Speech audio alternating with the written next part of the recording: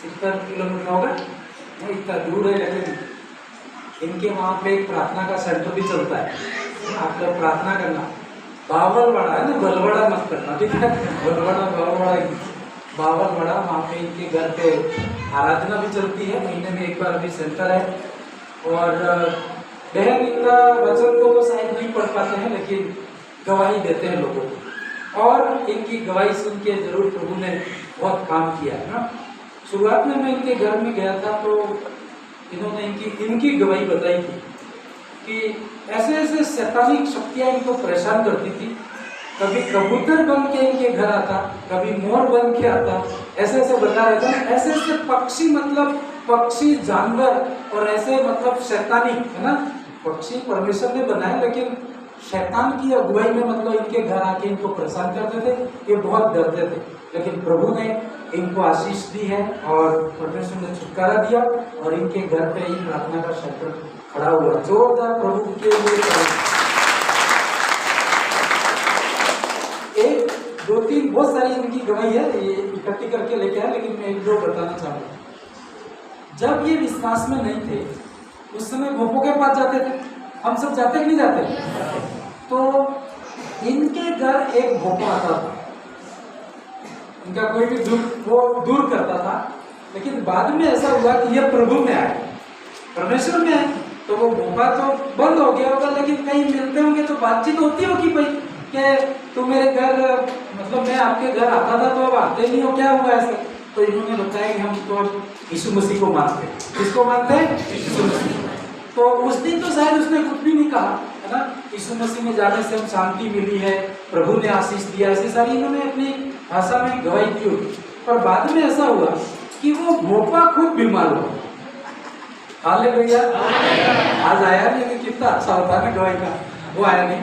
वो मतलब पूरे बड़े बड़े बाल रखता था, है ना। समाज से शायद राजपूत है ना, राजपूत है ना, भोपा राजपूत है, ये है ना। हाँ हाँ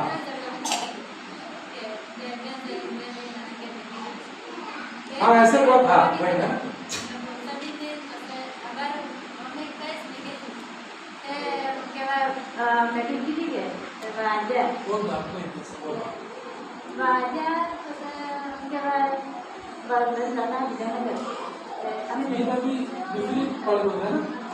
हालेलुया।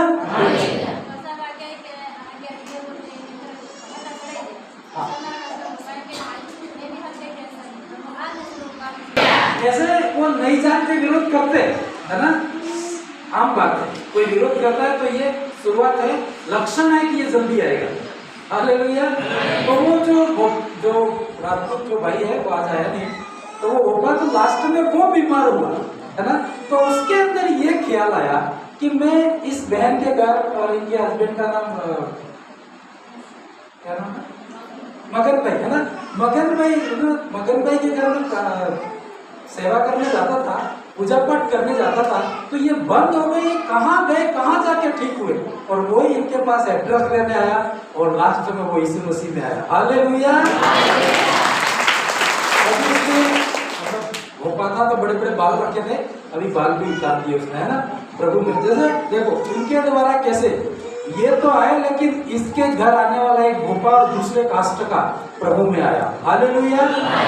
अभी ये बता रहे थे कि एक और कोई इनके पड़ोस में बहुत विरोध करते, बहुत इनको परेशान करते, मारेंगे गए तो, है ना।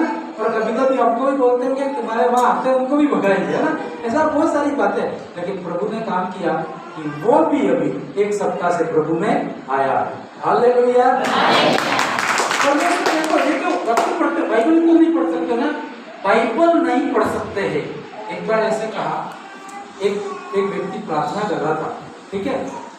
तो यीशु मसीह ने दर्शन दिया उसको, तो उसने यूं कहा कि तू जो बाइबल पढ़ता है वो तो मेरा क्या है, वचन है, पर मैं तो क्या हूँ, जीवित। हालेलुया।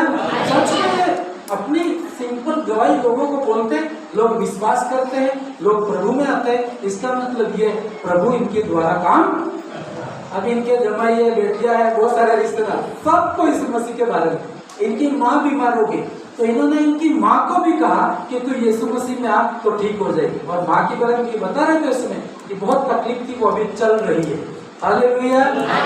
ऐसे इनके जमाई का फोन आया ना, ये बताते होंगे तभी तो वो फोन करते हैं, ऐसे तो फोन नहीं कर सकते। ये बड़ी दृढ़ता के साथ बोलते हैं यीशु मसीह को ही मानना है।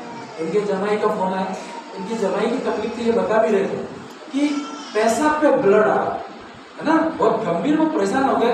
और ये अभी गवाही में बता रहे थे कि दवाई भी लाए लेकिन दवाई पड़ी हुई है, और इन्होंने बोला होगा कि आप प्रेयर करवाओ, और उन्होंने फोन किया मेरे ऊपर और प्रार्थना की, उनका पेशाब का जो ब्लड आ रहा था वो भी बंद हो चुका है।